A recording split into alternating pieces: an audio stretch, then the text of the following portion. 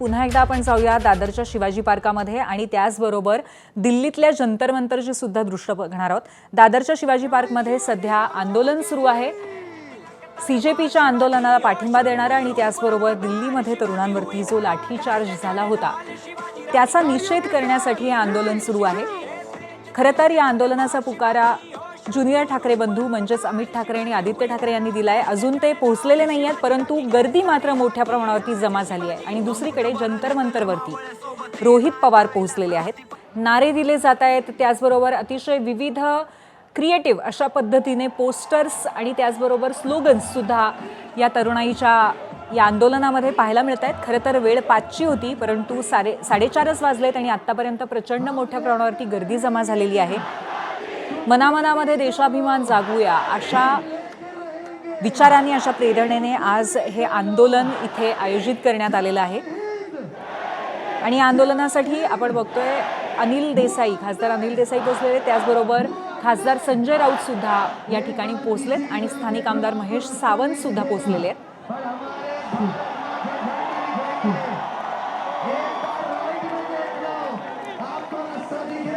तिरंगा उंचवून राष्ट्रगीत गाऊया अशा आशयाचे मेसेजेस, असे संदेश ठाकरेंच्या शिवसेनेकडनं तरुणाईला देण्यात आलेले होते आणि त्यामुळे अनेक तिरंगे फडकावत आज इथे तरुण पोहोचलेले आहेत। अनेकांनी संविधानाची प्रत सुद्धा हातात घेतलेली आहे। आपण पाहतो एक तरुण उंचावून दाखवतोय ही प्रत। आपल्या एकंदर मागण्यांवरती इथले सगळेच विद्यार्थी ठाम आहेत। सीजेपीचे अभिजित दिपके यांनी सुद्धा अत्यंत स्पष्टपणे सांगितलंय की शिक्षण मंत्री धर्मेंद्र प्रधान यांचा राजीनामा ही अजूनही त्यांची प्रमुख मागणी आहे आणि याच धाग्याला पकडून जंतर मंतरवरती सुद्धा त्यांचं आंदोलन सुरू आहे। परंतु जमेची बाजू ही की आज सीजेपीचे 2 प्रतिनिधी आणि त्याचबरोबर सरकारी प्रतिनिधी यांच्यामध्ये 1.5 तास चर्चा झाली आणि 3 मागण्या त्यांनी पुढे केलेल्या होत्या। यामध्ये पहिली मागणी होती ती ज्या विद्यार्थ्यांचा मृत्यू झालेला आहे, ज्यांनी आत्महत्या केलेल्या आहेत नीट परीक्षेच्या पेपर फुटीमुळे, त्यांच्या कुटुंबियांना कंपेन्सेशन देण्यात आलं यावं। दुसरी मागणी अशी होती की जो लाठीचार्ज झाला, जे आंदोलन झालं त्यावेळेचे गुन्हे मागे घेण्यात यावे आणि भविष्यात अशा पद्धतीचे गुन्हे दाखल करण्यात येऊ नयेत।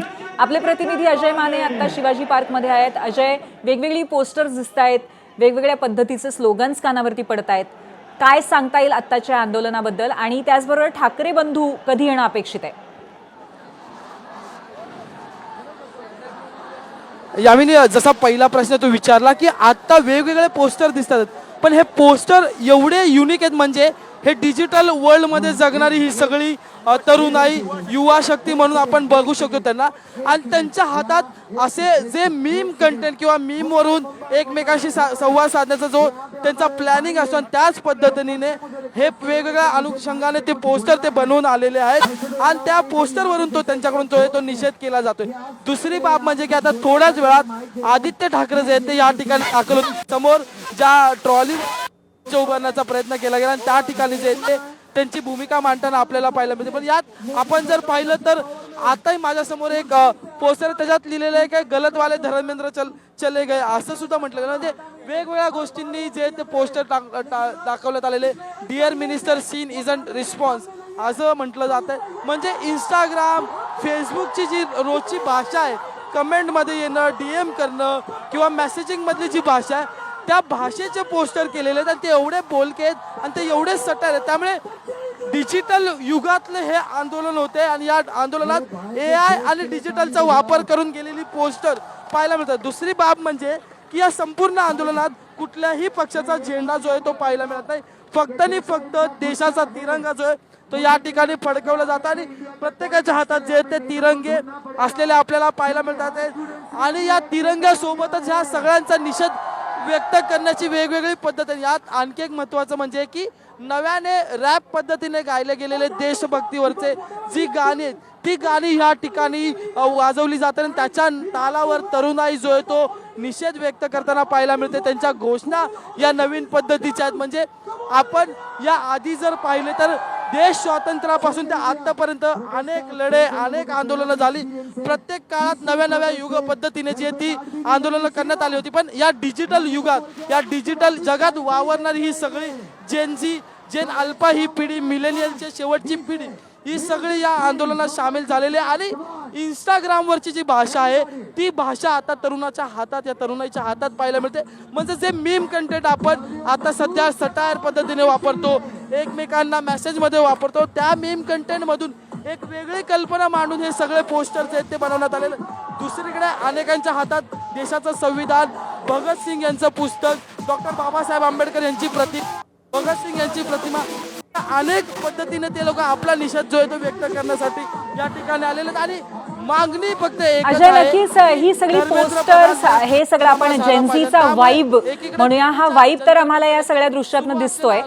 पण प्रश्न असा आहे की काल पंतप्रधानांनी एक व्हिडिओ पोस्ट केला होता, त्याच्यानंतर आता सरकार पण काही पावलं उचलत आहे.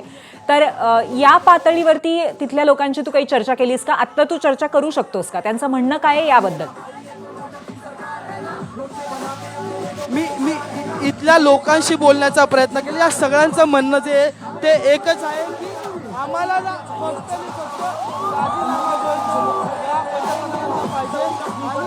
आणि समजायला इथे म्हणजे जो एक नवा युथ कल्चर आहे त्यांचा आता ही गाणी सुरू आहेत जोरजोरात. पण या गाण्यांमध्ये सुद्धा त्यामुळे नेमकी भूमिका काय? माझ्यासोबत एक पोरगा आहे, त्याने भगतसिंगचं पुस्तक हातात, आपण भगत सिंह का बुक हाथ में लेके आए हो. अब आपकी मांग क्या है? क्योंकि जोर मांग चुकने जो है उपोषण पीछे ले लिया. हमारी मांग एक ही है, धर्मेंद्र प्रधान इस्तीफा दे, जिसने इतने सारे स्टूडेंट्स की जान ली है, इतने सारे स्टूडेंट्स ने उसके वजह से अपनी जान गंवाई है. हमारी मांग है धर्मेंद्र प्रधान इस्तीफा दे. जय हिंद, जय भारत. अब 26 जुलाई को भी एक प्रोटेस्ट यहाँ पे होगा, वहाँ पे आप आने वाले हो? यस, मैं आने वाला हूँ. मैं अपनी पूरी कोशिश करूंगा. अगर सब कुछ भगवान की मर्जी से रहा तो मैं 26 जुलाई के प्रोटेस्ट में जरूर आने वाला हूँ. आपण जर पाहिलं तर मागणी एकच आहे की फक्त राजीनामा झाला पाहिजे. त्यासाठी आम्ही 26 जुलैचा मोर्चा असून त्या ठिकाणी सुद्धा ही मागणी. कुठून आलेला आहात, काय नेमकी भूमिका आहे? आपण जर पाहिलं तर अनेक लोक या ठिकाणी आहेत आणि त्यांच्याकडून जो आहे तो निदर्शनं केली जात आहेत, निदर्शनं नोंदवली जात आहेत. आणि मोठ्या प्रमाणात ही गर्दी म्हणजे शिवाजी पार्क मैदानाच्या बाहेर उद्धव ठाकरे यांचा पुतळा त्या ठिकाणी या सगळ्या त्या संपूर्ण म्हणजे उजव्या आणि डाव्या बाजूला जाणारे रस्ते तर पॅक झालेले, पण जो रस्ता सेना भवनापासून शिवाजी पार्क मैदानाकडे येतो तो संपूर्णतः भरला गेलेला आहे. मोठ्या प्रमाणात विद्यार्थी, आणि हे विद्यार्थी कुठल्याही पॉलिटिकल पक्षाशी म्हणजे राजकीय संलग्न नाही आहेत. हे विद्यार्थी संघटनेशी संलग्न, हे विद्यार्थी संलग्न आहेत. ते इंस्टाग्राम सोबत हे विद्यार्थी संलग्न आहेत, फेसबुक सोबत हे विद्यार्थी संलग्न आहेत, ट्विटर सोबत.